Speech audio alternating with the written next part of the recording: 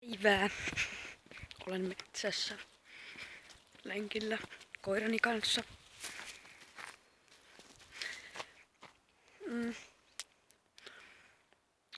Ei oo nyt tullut pitkän aikaa. Mitä vittua mä selitän siis? Siis nyt tulee ykkösvlogi. Tää on niinku tämmönen selitelyvlogi ja vittu kaikkea tällaista. Eli tää mä niinku vähän niinku kerron tässä, että mitä kaikkea mä teen ja näin. No siis mä teen pelivideoita. Kun mä saan OBS:n tähän koneelle toimimaan ja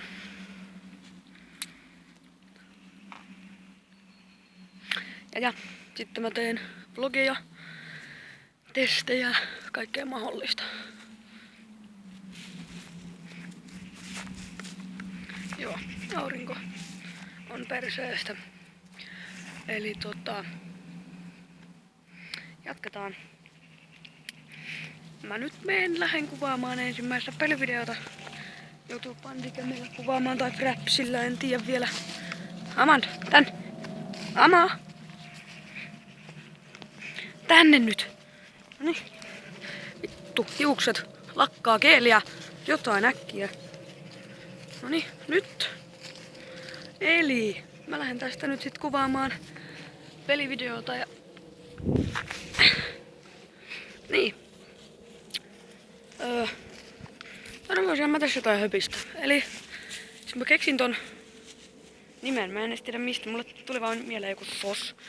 Sitten mä laitoin sen vaan s.o.s. Sitten mä laitoin Sound of Survival.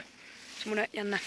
Sitten mä ajattelin, että no kai se on ihan hyvä ja sitten mä pistin sen mun kanavan nimeksi ajattelin, kun mun käsi tulee kipeäksi tässä. Vaihdetaan muuten kättä. Noniin.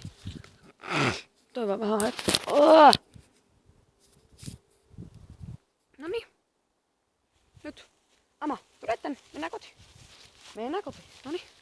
Eli musta tuntuu, että nämä kaikki mun vlogit, mitä mä teen, ne tulee olemaan ulkovlogeja, koska perhe rajaa kuvaamista ja tällaista. Siis, eli mä teen nyt pelivideoita, vlogeja ja testejä ja kaikkea tällaista. Mutta musta tuntuu, että me voitais nähdä vaikka sitten seuraavan videon parissa, eli se olisi sitten terve!